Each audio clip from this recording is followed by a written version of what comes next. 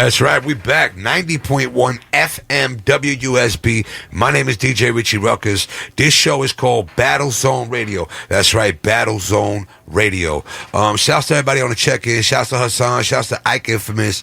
Shouts to my man Mavs. Shouts to everybody worldwide listening through the WSB.FM app. Okay, you can also listen worldwide on the TuneIn app. Just search WSB Battlezone Radio, College Radio, Stony Brook, whatever you want to call it. Shouts to everybody. Shouts to the whole Long Island. Shouts to Nassau County. Shouts to Suffolk County. Shouts to Southern Connecticut, because we do reach Southern Connecticut because we are so close to Southern Connecticut, just like we reach their radio station. So shouts to everybody in Southern Connecticut listening. And let's get right into it. I got my man Sensei Leonelli in the building. Sensei, say hello to the people. Hello, everybody. That's right. You hear it first. You heard it right now. It's right here. Sensei is in the building, live interview. So, what's going on, man? What's the newest with you? Man, I'm always at my school. That's the newest. Always at my school. Where is your school? I'm located at 10 Miller Place, Smithtown, New York. Really, we're on Main Street, but we're kind of turned funny, so they call it Miller Place. I'm familiar with the building. I've seen it plenty of times. I live pretty close to it, and it's a nice building, man. And what kind of school are you talking about? This is a mixed martial arts school. I have students as young as 3 years old. I have adults. My oldest adult right now is 60. Nice. Wow, 60? 60. Now, is he doing it because of discipline, self-defense, or lose weight? That 60-year-old is just trying to still be active. That's great. That is great, bro. Yeah. 60 years old, nice. He's in good shape or whatever? Now he is, yeah. Now he is because of you, right? Yeah. Well, I'm only part of the environment. I can create a positive vibe, just like you do at Flex Fights. But it's the people who come in and do the work. I had a guy that was training with me when he was 84 years old. Wow. He got his black belt in our Danbury, Connecticut school when he was 63. Yes, because this is a big school. You work for Tiger Showmans. Yeah. That's a big name in the game. That's a huge name in the game. 50 locations. 50 locations? Yeah. Wow. That's across the country, right? In the States? We're Upper East. We're in the Northeast for right now. There's the schools: New York, New Jersey, Connecticut, Pennsylvania. That's only the tri-state area, yeah, the northeastern area. 50 schools in northeast area. Yeah, man. Wow, I'm one of 3 schools in Suffolk County, but I'm as far east as Tiger Showman's goes. But we go a whole bunch west: New York, New Jersey, Queens. Like, man, we are huge out there. That's good. And I see your Instagram, man. And I know you. You know, for the people listening right now, I know Sensei Leonelli, great guy. You know, it's always a pleasure to be around him, man. You know, but I see your Instagram, and you, like you said, you have people ranging from 3 years old to all the way up to 60 years old. Everybody in the picture looks so happy, so just so balanced, just so like good people, good spirited people. You know, is that when you take up martial arts, you learn it's a lifestyle. Like, you learn, besides just learning the physical part, there's a whole other mental part about it. Absolutely. I always say that the bad schools out there are the ones that are just punch kick schools. If there's no psychological aspect, if there's no mindset that's being taught, then what are you really learning? You're just going there to sweat a little bit. Little kids don't go there just they think they're going there to punch kick. But what they're really learning is how to be really, really disciplined kids, confident kids, independent kids. And that's great. That is definitely great, you know? I have kids that have been with me since I opened my school 15 years ago. He just came back to visit me a couple weeks ago. He's 20 years old now. He's an active U.S. Marine. Wow. He's been training with me since he's 5 years old, since the week I opened my school. When I sent that kid off to boot camp, I was a little worried. You know, like, you always worry you send someone off to boot camp. Of course. He comes back. I'm like, so how was boot camp? He goes, it was easy. It was easy. You conditioned them. He goes, you trained them. Yeah. He goes, they expected a lot of me, and they yelled sometimes. He goes, I had coaches. And they yelled sometimes. He goes, the drill sergeant, right? Yeah, exactly. Yeah. He goes, I had coaches in other sports yell at me. You always expected a lot of me. I knew how to be disciplined. I knew how to do things the way they wanted them done the first time without having to ask again and again and again. And he went in shape. And he came in to visit me. He's stationed right now at Camp Pendleton in San Diego. Wow. First off, the kid has gained like 15 pounds. He's enormous. Of what, muscle? Oh, my God, he's jacked, Rich. He is jacked. This kid's arms, his one arm in the picture with me is bigger than both of our arms put together. Wow. He's just training all day long, and he has not lost a step. Nice. So, and he thanks you for that, right? He thanks you and the martial arts school that he learned from, right? He Absolutely. credits you. Yeah, that's just great. He always says he comes home from on leave. He goes to his parents first. He goes to me second. And that, not me, the school. He goes to the school second because it's all his friends. Like, he doesn't just come and see me. He wants to see all the people he trains with. He wants to get in a mat and roll with his friends. Mm-hmm. He wants to train with all the people there. He wants to see all his people. And that's just good. the hub. That's the hub, man. That's good. It's like a special bond, connection you have, especially with the people you came up with out of a martial arts school, right? Exactly. I mean, that kid had 15 years of sweat on my mat. 15 years. From the time he was a little kid who was a little bit of a smart aleck to being this man. This disciplined, independent man. The kind of kid that every parent wants their kid to grow up and be. I think sometimes parents do that too. When they see the kid shifting the wrong way, they'll put him into boxing or they'll put him into the martial arts. They do that, like you said, a little bit of a smart aleck, right? Absolutely. So I think that also conditions the young kid to become a man and, respectful. And because there's a lot that comes with martial arts. Like you said, you got to be very disciplined and you got to know when to use it. I mean, I'm not trying to bash any other schools. Like you said, it's just punch or kick schools like that. But maybe, those schools, maybe they're more geared or aimed towards competitions. But at the Tiger Showman's, you're going to get, you're going to get how to be conditioned. You're going to condition you for life. Look, my man Sensei Leonelli conditioned somebody for the USMC or the Army. Marine Corps. Yep, and he said it was a piece of cake because he went through my man Sensei Leonelli at the Tiger Showman's mixed martial arts school. You hear that, people? This guy is the truth right here. And he's for the kids, and he's for the community. Once again, if you're just tuning in, this is 90.1 FM WUSB. My name is DJ Richie Rukkuss. We are doing a live interview with Sensei Leonelli from the Tiger Showman's mixed martial arts school right there in Smithtown on Main Street. He says it's a little bit Main Street, or what's the other name? It's Miller Place, it's called. Miller Place what my parking Avenue? lot is called. It's Miller Place, it's called. Shouts to Ike Infamous. He's in the building. What's going on with you, Ike? All right. So, also, now, if you want to get in touch with this man, I'm going to let him, give out the info and everything. Absolutely. So, you can find my school online, tsmasmithtown.com. You can find Tiger Showman's as a whole, tsk.com. I'm on Instagram, Sensei_Leonelli, Leonelli. You can find my Linktree on there, and that's where you can find everything I'm involved in, including Flex Fights, where I know Richie Rukkuss from. that's right. Yeah. Oh, and you can also hear my podcast. Every Wednesday I release new episodes. It's everywhere podcasts are found. Sensei's Weekly Mindset. We're on YouTube, Spotify, Apple Podcasts. Everywhere you can find a podcast, you can find mine. That's what's up. I was going to get into that too, but you beat me to the punch. I know you have a great podcast going on. This is Ike Infamous is here. He's part of the WSB forever. His show is next called Street FM. Please keep that station locked. Listen to this guy's show. This show is great. It's been up for how long? 10 years? 12 years? The show itself? Yeah. 24 years. 24 years. Was the anniversary. Myself, I'll be here 20 years in March. Nice. Also, he comes to the Flex Fights as well. So I'm pretty sure you recognize this guy right here, Sensei Leonelli. Yeah. He does the commentating and all I've been that. listening the whole entire time, man. Oh yeah, of course. This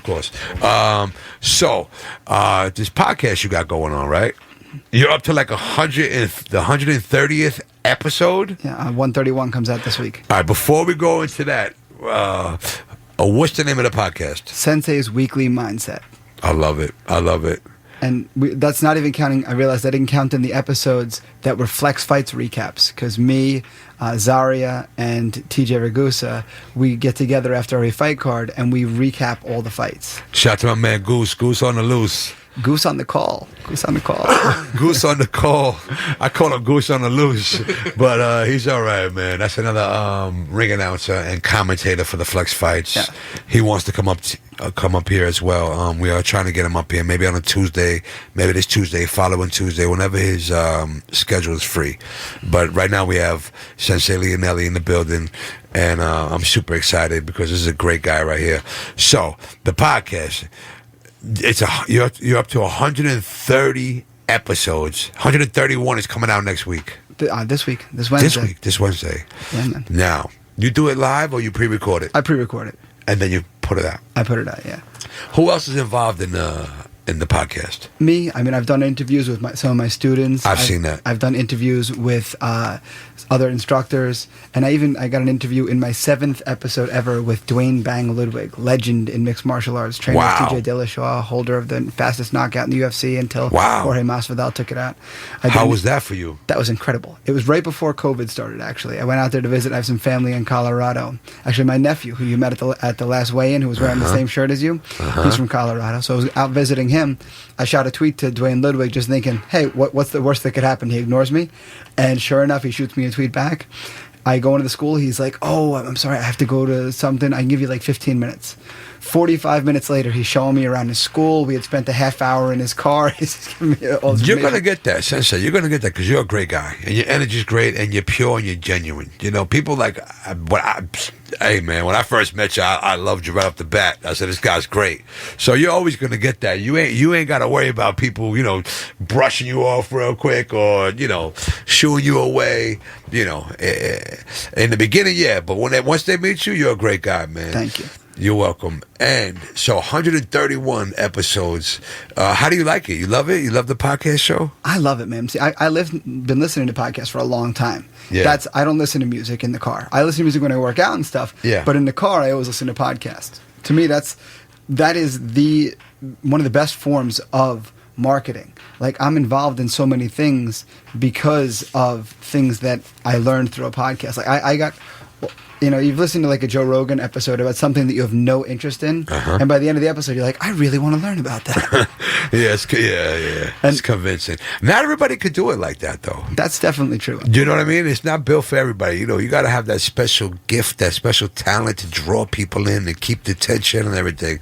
So... And thankfully, I'm involved in lots of interesting things like Flex Fights. So it's easy when there's stuff to talk about. And really, what do I do every day in my school? Sure, I teach people to punch and kick, but I teach mindset.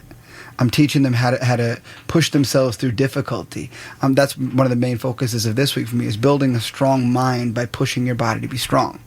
So if that's something I talk about every day, it's easy for me to sit down for once a week and record a conversation about something like that. Or even with this last Flex Fights, I talked about the lesson that I thought we learned that day, which was adversity. Dealing with adversity, because Mother Nature dealt us with some big adversity that day. This is correct. This is true. I think for 2 hours we had a rain delay on the last Flex Fights event at the Long Island Amphitheater, Balls Hill. An hour and a half, 2 hour rain delay. I mean, people were scattering all over the place, and then you look at how those athletes responded to that adversity, because we had two fighters who were literally like 15 seconds into their fight. Sergio Rivera, and his opponent's name has escaped me. Eric Gonzalez, I believe. Is his name. He fought Eric Gonzalez that night. 15 mints into it, you're right. It just started. 15 seconds. I mean, 15 seconds. I'm sorry. 15 seconds, it just started pouring. Me and Zaria are on the commentary. Yeah. Chris Molina, the referee's in the ring, yeah. as are the two athletes. The first takedown happens. The heavens open. Zaria and I duck under the tarp that's covering the monitors. And we're watching Chris Molina referee a fight to nobody. All of a sudden, Molina looks around, realizes nobody's there, calls timeout to nobody, and what do we do? And then the five of us, just kind of scrambled back onto the stage because everybody else was already up on the stage. Yeah. And then those guys come out an hour and a half later, and they have to get back in that mental place. Exactly. And do it again. Exactly. To me, that was the lesson we took out of it. And I feel like every Flex Fights, there's been a lesson. When Mark, who was here before from Social Media House, we sat down, we did a promotion with a brand called Untuck It a few cards ago. Yeah, I remember that's the T-shirt in Roosevelt Field Mall, right? Yeah. The Untuck It, yes. Yeah. And he put a beautiful video together. Oh, yeah. Spectacular time. And then we're sitting down afterwards. And myself, Chris Machi, Nick Canobio, all the backstage. They have Goose.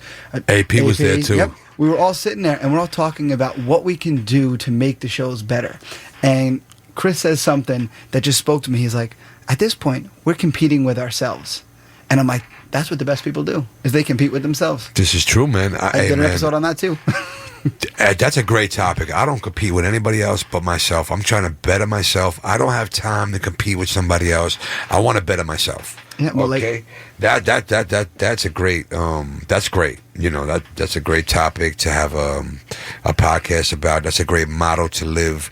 You know, I'm always trying to be. I don't want to be stuck in the same place as I was last year, or even 6 months ago, half a year ago. You know what I mean? Always challenging myself, always in competition with myself. Whether it be what I ate last week, how many records I downloaded last week, how many hours I practiced scratching for. Like, I'm always competing myself, pushing myself to the limits to do better, which I like. I love that, you know. That's a martial arts mindset, though. I think that's from you being around martial arts as much as you are. Yeah. You absorb that. You do. You think about it. I don't, like, every time I write my outline for Flex Fights, I try to do it better than the time I did it before. I love that, you know. Always outshine yourself. Always outdo yourself. I listen back to the broadcasts of. It's funny. No offense to the main car commentary team, but I don't listen beyond what I do because I want to hear what I can do better. Right. I'm not. Right. Not that Dave De La Rocca is a spectacular analyst, but I don't want to compare myself to him. He's been doing it much longer than I have. I want to compare myself to me. Yes. So I'll listen back and be like, you know what? I'm using him, he too much, and not names enough. So then I have to make sure that when I'm broadcasting the next time, Sergio's doing this and Eric's doing this. And look where Eric's hand is while Sergio's arm is like that. Because to me, that's the best way to break down the magic that is martial arts. Because martial arts is magic. When you see it done really, really well. I mean, you see some of those crazy knockouts we saw previously. This past weekend, we saw some spectacular finishes, submissions, kickboxing strikes, and all set up by beautiful, beautiful technique. Stanley Stanatis with that beautiful check hook knockout. That's magic. That's the 7-second one. Yeah, the 7-second one. That's magic. That is magic. So you say it's magic or practice and conditioned, and he trained himself and he trained under a great guy like yourself, Sensei Leonelli. Would you say it's magic? Like what? It's got to be start from magic. It got to be something in you. You got to recognize that magic and then make it better. See, here's the thing. It's the more accurate description is it's science. It's not magic. It's science. I like that. Just like boxing, the sweet science of boxing. Exactly. To the untrained eye, it's magic. That's how people back hundreds of years ago could make like little parlor tricks. Like look, I'm a magician because I can pull some stupid little parlor. Look over there. Come out of the. They could pull some stupid little parlor trick, and everybody would be like, "Oh my gosh, he's a magician." All right, baby. Now we're talking about magic. What is your favorite kung fu flick or martial arts movie? Oh man, because back in the day, the old ones, they be flowing on the water. You know, the karate flicks. Yeah, what was your favorite one? See, I was raised on the Karate Kid. Like that was my thing. And I was a kid who was getting bullied. But I didn't. My parents didn't know it when I was in love with the Karate Kid. I literally watched the Karate Kid so many times I wore out the VHS. VHS, you hear that, people? That's for a video. Old. That's a VHS, VCR. But that's the thing. I was that kid getting bullied, and all I wanted in my life was to find that magic power that Daniel had found in himself in order to overcome my bullies. But I couldn't express that to my parents because every parent tells their kid, you have to stand up for yourself. And yes. I would come home with my dad, and my dad would teach me these lessons, and I have a great father, and he was completely supportive. But the last thing I wanted to do was go home and tell him that I wasn't doing what he was asking me to do. I didn't want to disappoint him. So then, he'd say to me, you have to stand up for yourself when someone bothers you. But then in my head, I'd be saying, how? Yeah. And then finally I found martial arts when I was 13 years old, and I found the how. And I stood up to those bullies, and I'm a much different person because of it, because of that adversity that I went through. But that's why that's my favorite movie. You know, you didn't have to wait that long. You could have just went in the garage and got a baseball bat. It's a campus. See, Richie Rukkuss. That's the Richie Rukkuss way. But the thing is, wait. See, I didn't have the confidence to even act that way. Right. You know what I mean? Like, I'd have kids making fun of me, doing stuff. I'll never forget this one kid, Eric. Eric seems to be a theme tonight. But this one kid, Eric, was torturing me for a long, long time. And, like, one day, it culminated outside of, like, middle school.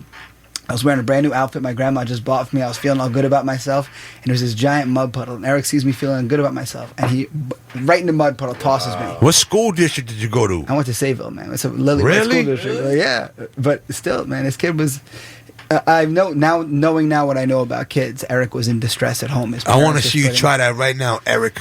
Well, here's the Or thing. whoever the mud guy. What's his name? The Eric. guy. Yeah, Eric. I want to see you try that to Sensei and Leonelli right now.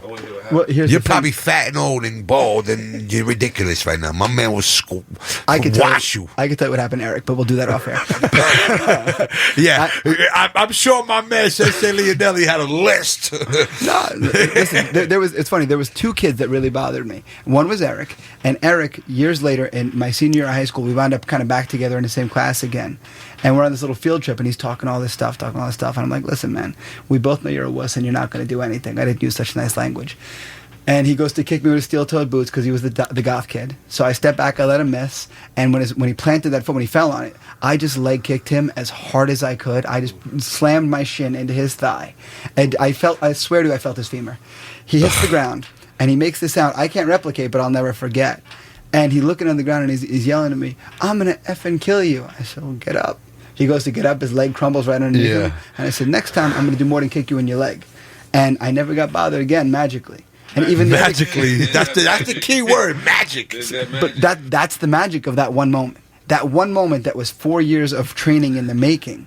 That happened because I finally had the confidence in myself to act. The movie that played out in my head when I did act didn't end with me getting my butt kicked. It ended with me kicking his butt. So I wasn't afraid to try something. I drop him, and suddenly he leaves me alone, and so does the other kid who's bothering me. I actually just heard the other kid who used to bother me just reached out to me because he lives out in New Jersey. He's like, I got divorced. I got my son. I need to find a martial arts school for him. So, There you go. now he knows. Now he knows. That's good. That's very good, man. Okay, so you did 4 years before you can break his leg with your shin, right? Which is awesome. What school did you come out of Tiger Showman's Yeah, I've been school training Tiger too? Showman since I was 13. Wow. Wow. You gave right back. You gave right back. Yeah, 25 now you're years. Sensei. Yeah, bro. This guy's story is real, man. Once again, if you're just tuning in, this is 90.1 FM, WUSB. My name is DJ Richie Rukkuss. The name of the show is called Battle Zone Radio. And we are in the middle of a live interview with Sensei Leonelli from Tiger Showman's mixed martial arts school in Smithtown. Yeah, people, tune in. This is a great story. He has a great story. This guy's a great guy. And okay, so let's continue. So you're knocking out the bullies, right? All you got to do is shin kick them because we both know you're a wuss and you're not gonna do nothing, right? Shin check. Huh? Why you gonna sound like a superhero about to kick everybody's ass? No, because that's what he did. He hit the guy with his shin, and the guy couldn't get up, right? Yeah. Yeah. But see, the thing is, and now working with kids, when it comes to a bully, you only need to stand up to one bully once. That's you right. do that one time, and magically, all the other bullies disappear. Like dominoes. Exactly. They all fall away because schools are little towns, and everybody knows everybody's business. Think about it. Was there a rumor in your high school that you didn't know? Doesn't matter if you're in the biggest school in the country. Yeah. If there was a rumor, you heard it. Yeah. Yeah, well, if somebody kicked somebody's butt, everybody knew it. Everybody knew it. You know, like I remember other kids standing up to bullies throughout the years, and I still remember those kids' names. I remember this one kid, Luke, stood up to somebody, and everybody remembers it because it was the big hushed tone. Yeah. It's funny. My wife and I went to the same high school 2 years apart. We knew of each other, but didn't really know each other in high school. She knew the story of me standing up to Eric. Wow. Well, Sayville is a small school district. Yeah, Sayville is a small school district. So, is it just that town that goes to Sayville? Or you got some at Bayport and just Sayville. Just Sayville, yeah.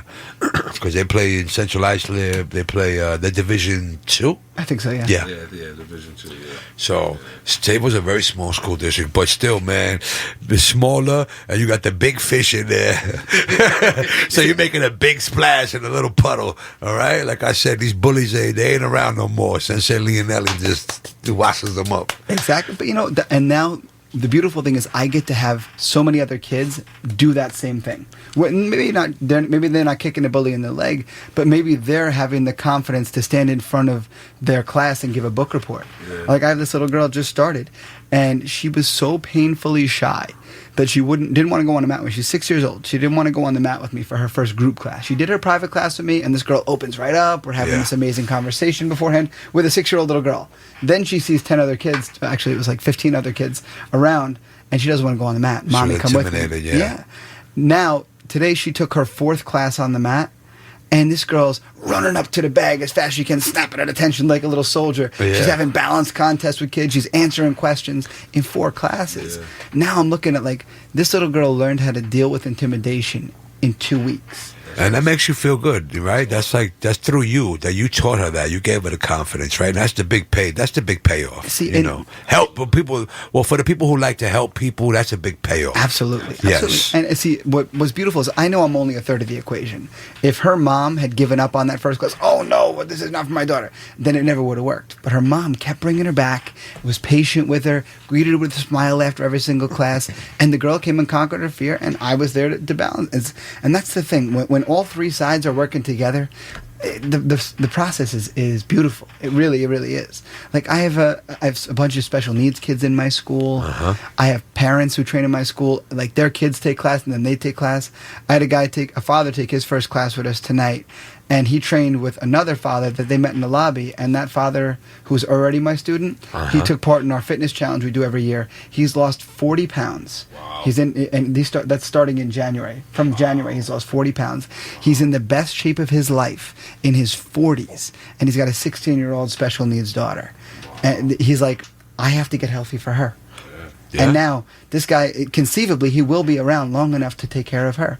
His wife is jealous because she's a smaller lady, so she didn't lose as much weight. But she still trains as well. Yeah, she trains with you guys. Yeah. Mom trains, dad trains, and the daughter all trains. I feel like I kind of want to sign up, man. tsmasmithtown.com. There it is. You heard it first, right here. But I get from him to watch karate classes. Listen, man, it's very much like Richie Rukkuss and Flex Fights. It's a vibe. It's a vibe. Yeah. You go into a Flex Fights event, and Richie Rukkuss makes the vibe right. And then you see the fighters. You see AP on broadcast, him with the microphone in his hand, talking to all the killers and $100 billers. Right? And then us on the broadcast, me, TJ, Zaria, Dave, Dan Canobio, any guests that we have in there. And the vibe, the energy is just right. And I feel like my school, it's a culmination of that as well. Myself, my staff, my instructors that are in training, my students, the parents of my students. Like some of the greatest new students that I get are referrals. That little girl that I just told you about, her mom is best friends with the mom of 2 of my longest term students, been with me for like 6-7 years. Okay. So like there's that's word of mouth referrals, because exactly. you guys have put on guys have a great class, exactly. a great school, and like I said, you're a great guy. So how's the connection, right? Or please finish telling that story. What you were saying? No, I was just saying it's all about vibe. It's all about vibe, and I feel like when the vibe isn't right for the person, they don't stay. But I feel like we have a very welcoming vibe in my school, and when you feel welcome right away, when people are walking up that you've never met before, and they're like getting ready to take class, and like, hey, what's up? My name is Steve. My name is John. You know, I had a guy just transferred from another school, actually also took his first class with us tonight. Everybody goes up and introduces himself. I don't have to say a word. Did he transfer from a different Tiger Showman's? Yeah, from a different Tiger Showman's. Okay. But again, everybody walks up, super friendly. Hey, man, how are you? And nobody's prompted. I don't have to walk up to anybody and be like, hey, Richie, make sure you introduce yourself. No, everybody goes up and does it because everybody was that new person and somebody else did it for them. So everybody pays it forward. So, and plus, you're not going to accept anything less than that anyway. You got to be nice and disciplined and considerate and everything, all that good stuff inside the dojo. He sets the tone. I caught the vibe. Yeah. On the interview I was like, I hope he's still there by the time I get there. See, and what's great is I'm standing there and I'm waiting to introduce him to other people, and I don't get a chance because the other people are introducing themselves to him. I was like, well, there goes my job. Okay. Okay, I have another question for you. What is the connection, or how did the connection come about with you and the Flex Fights? I shot my shot. So you went to one of the fights and talked to Chris or Nick, or what happened? You know what it was? We have a matchmaker for Tiger Schulman's, a gentleman by the name of Sean Rappaport, runs one of the schools out in Jersey, and he reaches out to us owners and us head instructors, and he says, all right, guys, these are the fight events we'll be working on in the next couple of weeks, so if you have anybody, let me know. So I see Flex Fights coming up in February. Actually, it was the March card he was working on, and I see it's in Patchogue. Well, I live in Patchogue, and I'm like, wait, it's going to be. I literally walked to the venue when the fights are in Patchogue. You know, yeah. So Nice. yeah. So I said, if there's a fight event in Patchogue, I got to look into this. So I found him on Instagram. I looked into it, and I shot him a direct message. I said, here's my background. I've been training for 25 years. I have a school for 15. I do a podcast, blah, blah, blah, blah. I judge our tournament. I do all this stuff. So, if you need a commentator, I would love to do it. And Chris was nice over text, and I'm sure he probably gets messages like this all the time. I know, seeing like some of the comments and some of the posts, he definitely gets guys who are like, "Oh, I'm 50, all knockouts in street fights." See, one thing about Chris Machi, right? Machi, I call him Machi the matchmaker. They call him the Flex matchmaker. He's a great guy. He's a great guy. He's always going to give you the time of the day. He's always going to check you out. He ain't going to blow you off and he's always looking to grow and get bigger and make the team just like Flex Fights is something different. We're awesome. It's a vibe. It really, it's a vibe. Listen, man, I reach out to TJ all the time. TJ and Zaria and we have this group chat going every day. We're talking about anything and everything. But so to get back to the story, I shoot a DM to Chris. Just the Flex Instagram. The Flex Instagram, which Chris wound up answering. Yep. And he was super polite, super nice. He's like, hey, send me some of your work. I'm like, well, I've never actually commentated on fights before, but I break down martial arts every day. I'm like, but I do a podcast. Here's an episode of my podcast. So he listens to my interview with Dwayne Ludwig. He says, okay, I'll talk to my partner, and we'll see if maybe we can get you on the March one. And then it's funny. I was like, you know what? I said to my wife, we should go to the February card just to be supportive, show our faces, put a face to the name, that kind of stuff, shake hands, kiss babies. So I buy tickets for the February card. That night, Chris reaches out to me via DM. He goes, hey, man, are you available for the February card? I said, yeah, I'm available. Did he know you did you see him in that night? Or just curiosity, he texts you that night while you're inside of the fights? 10 days before. 10 days before the February card, he sends me the DM. He's like, "Are you available to do the February card?" Are you already in there? No, I'm not. I wasn't in there yet. I had bought tickets. It was 10 days before the fights were going to happen. Before the fights, you bought the tickets. I bought the tickets. The day I buy the tickets is the day that I get the DM from him. Does he know you're in? Oh, you're not inside the fight yet. Yeah, no. And he's asking you to work? Yeah, he's asking me to work. So I was like, hell yeah. So, that's my guy. Chris is awesome, man. Yeah. Listen, if there's anything that Chris Machi does, it's make the show go on. Oh my God, I hate that. I don't care. Make it happen. When there's drama inside, the inner circle and something's not going on, I don't care. Make it work. Make it happen. I don't care. I heard from one of the fighters, she had 4 opponents fall out on her leading into this past And he fight. found someone to fight her. He found someone to fight her. From Illinois, he flew a girl out. Yeah, no, Chris is about his business, bro. Chris is serious. Exactly. Flex Fights is serious. We're out here. We're moving up. I'm so glad Sensei Leonelli is part of the team. So you've been part of the team since February? Yeah, and it was funny. I walked in... This year? This year, yeah. I met you at the weigh-ins. I met AP at the weigh-ins. I met a bunch of the behind-the-scenes staff at the weigh-ins. And, I could see Chris was being welcoming, but he was also, let's see what this guy really has before I, really get the whole connection. Yeah. And, but at weigh-in, you got now you understand and realize that weigh-ins and at fight events, that's a different Chris. Chaos. Chaos. I don't care. Get it done. I don't care. Yeah. Get it done. Your leg could be full. I don't care. Go over there, DJ. Get it done. I don't care. Yeah. You know what I mean? It's a lot. I mean, you got to understand. We are the hottest in the tri-state area. We are the biggest in the tri-state area. For a reason. For many reasons. Chris is not giving up. Chris is not going to go. I don't care. Make it happen. That's his favorite line. Absolutely. Only during the fights, which is understandable and very, you have to be like that. Yeah, and then it's funny. At the end of the night, first person, we're all in the cage getting ready to do our after picture. First person who turns around and hugs is me. Yeah. I'm like, oh, okay. We met 36 hours. Yeah. Okay, it's like that. Yeah, that's right. Right after the last fight, his mind is just like he went to go see you, Sensei Leonelli, and got some. What do they call it? When they do the dynamic meditation. Yeah, meditation or something. Yeah. It's all calm and everything is great. I love it. But it was funny, that first fight card, I show up, and I don't even know who TJ is because he wasn't at the weigh-ins that time. So I find him, And I'm like, hey, I'm doing commentary with you and this and that and the other. And he's like, have you ever done this before? And I was like, no. And he's trying to explain to me the jobs. And I was like, okay. I'm like, well, my expertise is martial arts. I've been doing this for 25 years. I break it down every day. He's like, okay. He goes, so you do you and I'll do what I got to do. And afterwards, we're taking off our headphones and he just looks at me. He goes, you've really never done this before? Yeah. And TJ's the sweetest guy in the whole wide world, so maybe he was being extra nice. Goose on the call. Yeah, maybe he was being extra nice, but he and I we developed a shorthand very quickly. We developed a way to throw it back and forth very quickly. Yeah. And now it just flows. It really just flows. Shouts to my man D-Rock, man. That's what's up. D-Rock and Dan Canabio, okay? Yeah. Yeah, they're good too. Our whole team is good. You know, D-Rock was up here before. Really? Yeah, he was up here, last year? Someone gave him an interview. It was great. He loved it. Yeah. But who doesn't like to talk about flex fights? Huh? Who doesn't like to talk about flex fights?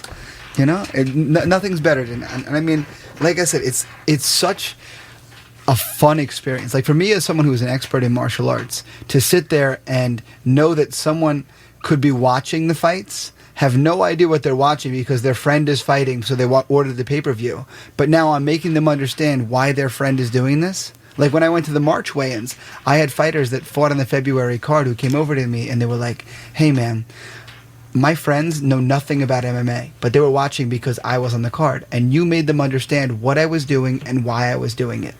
I was like, well then that's a job well done. Well, that's a great thing. And you know all the moves. Yeah. You know. And that's the fun thing for me, is making sure that everybody knows what's going on. Like there's a moment when you're teaching, I call it the aha moment, and it's the moment where the person is trying to do what we're telling them, and then you found the right button to push. You found the right analogy for them, the right way to make it make sense, and then aha. They have it, and you see their eyes clicks. light up. That's exactly. the click. Aha! That's the clicking sound. Exactly. Yeah. And I like that. That moment is addicting, man. It's addicting for the student, and it's addicting for the teacher as well. Because now, I mean, I've been training so long that I'm not seeing brand new stuff every day. So I get to steal my students. I get to piggyback on theirs, which is such a beautiful thing. That's great that you said that it's addicting for the student and the teacher, because. You know, is it really addictive for the teacher too? Like, that's the big payoff, I guess, right? The pleasure, because I know, like, when I'm trying to practice something on the turntables and it takes me a day or two or a couple hours, or I got to invest a lot of times, I can't do a certain scratch, cut, mix, blend, transform, flare, whatever you want, you know, whatever it is. But then when you hit it, and it clicks and you get that, aha. You're like, yeah. Or even playing a video game, right? You're trying to play a video game, you can't beat it for days, and you finally realize, I got to go through this tunnel, and the princess is over here, or whatever the case is, right? Exactly. Aha. Like, that's a great feeling for the student, but I like how you say it's a great feeling for the teacher as well. You know, I guess that's the big reward, the big payoff. Absolutely. Especially from a sensei, right? It's got to be great. That's got to be great. There's like this evening, my adult beginner class. I have a young man, 18 years old, just finished his instructor training for me for being a beginner instructor, and he taught 95% of the class. And I'm stepping back and I'm watching this kid. I'm crossing my arms, and at a certain point, he's like, "Hey, do you want me to do this round like this?" I'm like, "Listen, man, you do whatever you want," because I'm looking at you, and all I'm thinking is, "Where's this kid that was struggling to teach this class 4 weeks ago, and now I feel like I have to stop teaching the class because you're making me look bad because you're getting so good at it." That's good. And that's a beautiful moment. And now what's even more awesome is to watch him make other people's eyes light up the way that I made his eyes light up through his training. Yeah. That's like, that second generation, that's incredible. Yeah. That's incredible. Important. That's an important generation right there, because if they miss something or skip something, the third generation misses that something and skips something. So it's very important, I think, for the students. That's right under the teachers. Sensei Leonelli, can I ask you, what belt are you? I'm a 3rd degree black belt. That's it? That's it? How many degrees are there to a belt? 5. There's 10. 10? 10. 10 degrees. Yeah, in the Tiger Schulman system, there's only one guy who's an 8th. Wow. There's 8th degree one black guy who's belt? a 7th. There's 4 or 5 guys who Is are it from New York or Jersey or Connecticut? The guy who's an 8th is from New York. Yeah. He used to run. Actually, he's originally from upstate Actually, funny, it's Suffern County. Yeah. Tiger Showman started in Suffern, New York. Yeah, there's a suffering up there. Really? Yeah. But, Did it? Yeah, the first Tiger Showman school was in Spring Valley. Uh-huh. And we've grown exponentially from there. But the gentleman I was speaking about ran our Manhattan location for years. It was on West 19th between 5th and 6th, which is now blown out into 2 different locations. There's one Upper East Side and one in Chelsea. And then there's a guy who's a 7th. He's out in Pennsylvania. And there's a few 6th sprinkled here and there throughout the Tiger Showman's organization. One of the people I do my main training with is a 6th degree black belt, and he runs the school here in Syosset, New York. And he's my sensei. Yeah. Yeah. So how old are these guys? How long does it take you to? Because you're a third degree. Third degree black belt, and it goes to 10 degrees in Tiger Showman's. This guy's at 8th degree. You say, Yes. I believe, right? So how long does it take someone to get that? Does it depend on the person, or it takes years to get it? Like discipline and patience, because it's mental and physical. Exactly. So it's both. It's both years and the person. how old is that guy? Let's see. He's 50. In his 50s? In his 50s. Okay. Yeah, and he's been doing it for how long? Since he was a child. This is dedication, people. Yeah, like, it's either... I'm behind the 8 ball. If I start today, I ain't gonna. Well, you can still listen, definitely listen, pick up some things and learn some things. The dad man. who took class with me tonight, 48, I believe. Nice. But that's... Just started? Yeah, just started. First class tonight. You see My that? average adult is 40 plus. And that's the same for pretty much every Tiger Showman. Do we get discounts? I'm 45, bro. I need a discount. I don't have an AARP price, Rich. I'm sorry. No harp? You ain't got the harp around here? What's going on? But listen, man, that is my community, because it's funny. There's different types of martial arts schools. You know, you have your fight gyms like we deal with a lot from Flex Fights, and those have a lot of those 20-year-old guys. But the thing is, those 20-year-old guys, I just want to fight for your gym and wear your name on there. Well, man, you're gonna have to pay to train, and not all those guys want to pay. You know, like, it's funny. A few of the guys who fought on Flex, I don't want to put anybody on blast, but a few of the guys who fought on Flex, I used to train. We actually had a fighter who fought in one of the pro fights that I used to train, and some stuff happened in his life, and he disappeared. But that's the thing. Like, I get some of those 20s, because what I get from the 20s is the people who are thinking about it the right way. I need to learn how to defend myself. You mean in the 40s, not the 20s? No, I'm talking about 20s right now. Oh. I need to learn how to defend myself. Like, I have a young lady who she works for an ambulance corps. She's like, I need to know how to defend myself, because the cops aren't always there at the same time that I am. Yeah. So she's not looking to jump in a cage. Not the stereotype, because obviously I work for a fight promotion as well, and it's not like every fighter is like, oh, I just want to fight, bro. Yeah. But this girl wanted to learn how to defend herself. I have other people who are like, listen, my life is not structured. I had a great life when I was involved in structured sports. I don't have it. Now I need it. I have a young man, Joe. It's funny, his name is kind of famous because he was named after a baseball player, if you heard it. But I'll tell you later. But he's like, Sensei, I need something structured in my life. When I played structured sports as a kid, my life was better. And I don't have it now. Now I need it. So he came to me. He's the right kind of mindset. He's in my instructor program now. That's good, man. But then that's really good. Yeah, my 40-year-olds, those are the parents of my kids. The vast majority of my adult students are parents of the kids. They're the ones who watch the adults going on the mat and they're like, I saw that guy 3 months ago, and he was not in shape 3 months ago. Yeah, because you're training and you're conditioning the kids to beat up the parents, and now the parents need to do the self-defense. I've had more than one parent tell me, listen, I'm a little afraid to go home with my kid after you're teaching them. Good job, but make sure he loves me, all right? I have to ask you the question, not to jump off the path of what you were saying, but I think you summed that up pretty much, right? Yeah. Yeah, I think so. You say you break down martial arts. You judge the fights. Not professional fights. We have an amateur tournament that we do for Tiger Showman, so I do judging for that as well. That's what I want. I say that to say this because I couldn't really pinpoint it. So now it's all the Tiger Showman schools in Pennsylvania, Connecticut, New York, and Jersey. Jersey, Yep. that all compete? Only Tiger Showman students? Yep, every 6 months we have a tournament, every December, every June. Every 6 months? Yeah, man. And we had this last tournament was pretty much, it was our second one back after lockdowns and everything. Yeah. We had like 1,700 competitors. Wow. That's what I'm saying. It's a whole weekend. It was one day. What? One day. And honestly, not a very long day either, because we're very organized. I've been to a lot of other outside tournaments, and they're not organized. Like, you can register day of and stuff, and it's kind of a mess. Yeah. This, like, we cut off registration a month before. We're checking weights on competitors up till 5 days out to make sure everybody's seated where they should be. It is as organized can be. 1,700 competitors. So you break that in half. What's that? Like, what? 800 matches, 850 matches or so. Now, how long is each match? Depending How on many the rounds? Depending on it's one round. Depending on the experience level, it's either 2 minutes. The age and the experience level: 1 minute, 2 minutes, or 3 minutes. So winner stays, loser goes home. Exactly. Just like that. Yep. To the top, to the top, to the top, It's a to the single top. elimination tournament. Yeah. Yes. Yeah. Okay. Yeah. That's okay. Now it makes sense. Yeah. So, like, you know, if that's still legit though, man. Listen, man, To beat it out, 1,700 to be first. Yeah. We'll probably have different classes, yeah, right? exactly. Different divisions. Age, experience level, and weight. Yeah. So, like I said, I had kids in my ring this past COC that we call the Challenger Champions. So COC for short.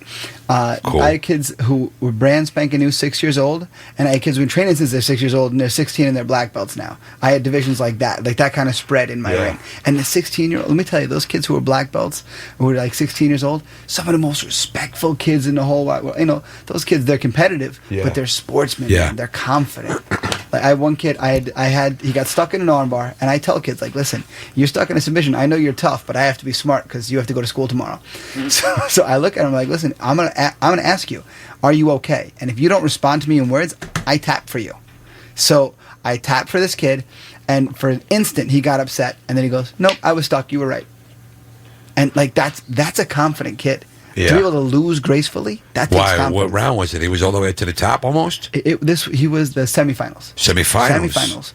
And he got caught in an ankle lock, and it was tight. And I was like, "Are you good? You good?" And then he didn't say nothing. He turned the wrong way. I'm like, "Oh, done." And it's funny. He thanked me for stopping the match. So you reffing them? Yeah, I was reffing him. Depending on the division, I might ref some, I might judge some. What's the difference between ref and judge? A judge, you get the scores. The ref, you're in the middle of the fight. Exactly. Right? Yeah. So, like, we do jiu-jitsu and kickboxing in it. So kickboxing, the referee's making sure we're following the rules and so forth. Action stays in the middle of the ring. And also, this being an in-house tournament, we want to make sure that no kids get, like, decimated. You know, if I see a kid is completely outmatched, I'll walk over to the other kid and be like, listen, you already won. You already won. All right. So just take it easy, be cool, let him finish. All right. Once again, thank you, Sensei Leonelli. Fortunately, we have to give up the studio, give up the microphones. Street FM is on right now. My name is DJ Richie Rukkuss. We're in a live interview with Sensei Leonelli. Don't get it twisted. This is the Street FM hour. Don't get confused. Ike FM is in the building. Tilly is in the building. The grown man Till is definitely in the building. We didn't hijack his microphones. He's just being kind enough to let us spill over into his show. Sensei Leonelli, please give out the information, how to get in touch with you and where your school is and your podcast and all that good stuff. So let's start with my school, tsmasmithtown.com. All the information is there. You can get in touch with me right from there. You can find me on Instagram at Sensei_Leonelli, Leonnelli. My link tree's right on there with information, everything I'm involved in. And my podcast, anywhere you can find podcasts, Sensei's Weekly Mindset. That's right. You heard it right here at 90.1 FM, WUSB.